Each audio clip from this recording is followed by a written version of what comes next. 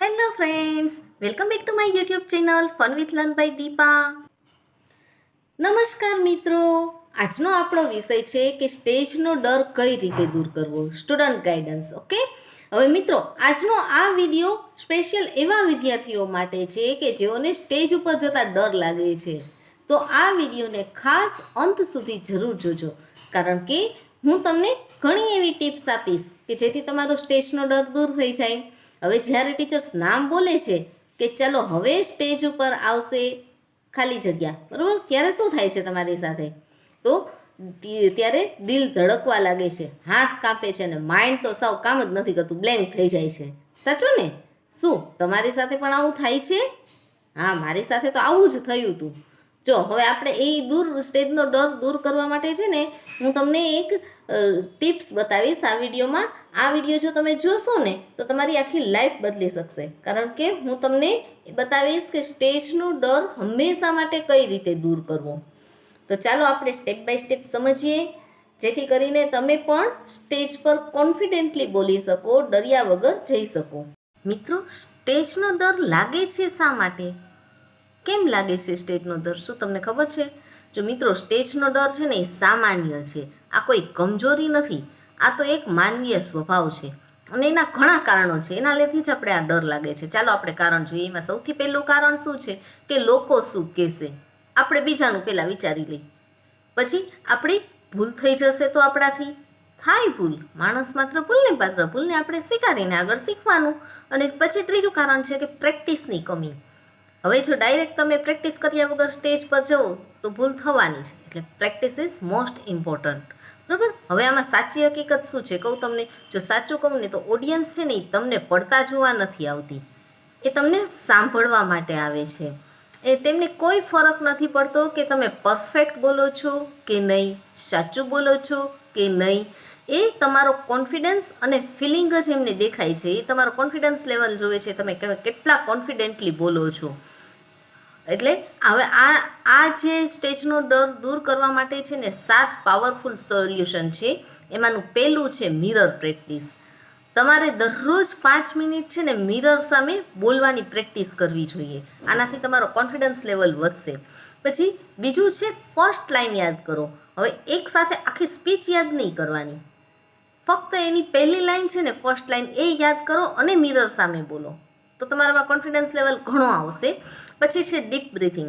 જ્યારે પણ તમે સ્ટેજ ઉપર જાઓ છો ને ત્યારે પહેલાં 3 વખત ડીપ બ્રીથિંગ કરો. એનાથી તમારું માઇન્ડ છે ને સ્ટેબલ રહેશે અને કોન્ફિડન્સ વધશે. પછી છે કે ઓડિયન્સને ફ્રેન્ડ માનો. હવે ઓડિયન્સ છે એ એક માણસ જ છે, એને કોઈ જજ નહીં, પણ આપણા ફ્રેન્ડ સામે આપણે બોલીએ છીએ એમ જ આપણે એને માનવાનું છે. અને પછી છે સ્મોલ સ્ટાર્ટ. સૌથી પહેલાં સ્ટેજ ઉપર ડાયરેક્ટ નહીં જવાનું, પહેલાં ક્લાસમાં બોલો, ઘરમાં બોલો, ગ્રુપમાં બોલો અને પછી સ્ટેજ ઉપર જાઓ, એટલે તમારી પ્રેક્ટિસ થઈ જશે. પછી છે કે મિસ્ટેકને એક્સેપ્ટ કરો. હવે જો આપણી ભૂલ છે ને એને આપણે સ્વીકારવાની, એનાથી દૂર નહીં ભાગવાનું, કારણ કે ભૂલ છે ને એ એક લર્નિંગ છે. ભૂલ ઇઝ ઇક્વલ ટુ લર્નિંગ. એમાંથી આપણે ઘણું જ શીખવા મળે છે. પછી practice is equal to confidence. મિત્રો યાદ રાખજો કે જો કોન્ફિડન્સ હશે ને તો જ કોન્ફિડન્સ તમારામાં હશે ને તો જ તમે સ્ટેજ ઉપર સારું બોલી શકશો, અને એ પ્રેક્ટિસથી જ આવશે. હવે જો હું તમને એક રિયલ સ્ટોરી કહું, આ એક મારા સ્ટુડન્ટની જ સ્ટોરી છે. જે એક વિદ્યાર્થી હતો, એટલે કે એ સ્ટેજ ઉપર જતાં એટલો ડરતો હતો ને કે એનું નામ બોલે ને એટલે સીધો રડી જ પડે. પણ છે ને મિત્રો, તેને નક્કી કર્યું હતું કે તેને સ્ટેજ પર જવું જ છે.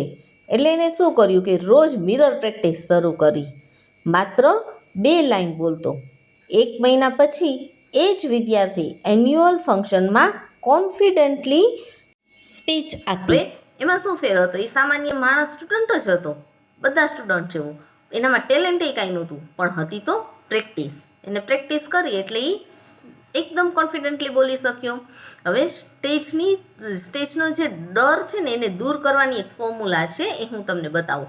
શું છે કે જો practice plus breathing plus first line, એટલે કે તમે પ્રેક્ટિસ કરો, ડીપ બ્રીથિંગ કરો અને પહેલી લાઈન તમે એકદમ કોન્ફિડન્ટલી બોલશો ને એટલે તમારામાં કોન્ફિડન્સ લેવલ એકદમ વધી જશે. હવે એના એક્શન સ્ટેપ શું છે? તો શું તમારે સ્ટેજ પર જો તમે નક્કી કર્યું છે કે બોલવું જ છે તો આજથી જ શરૂ કરી દો.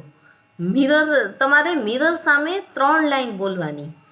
પછી કાલે એને ફેમિલી સામે બોલવાની, પરમ દિવસ ક્લાસમાં બોલવાની, અને 7 જ દિવસમાં તમને ખુદ તમારો કોન્ફિડન્સ દેખાશે. તમે સ્ટેજ ઉપર ખુદ એટલા કોન્ફિડન્ટલી બોલી શકશો ને કે તમને ખુદ એમ થશે કે આ હું જ બોલ્યો છું.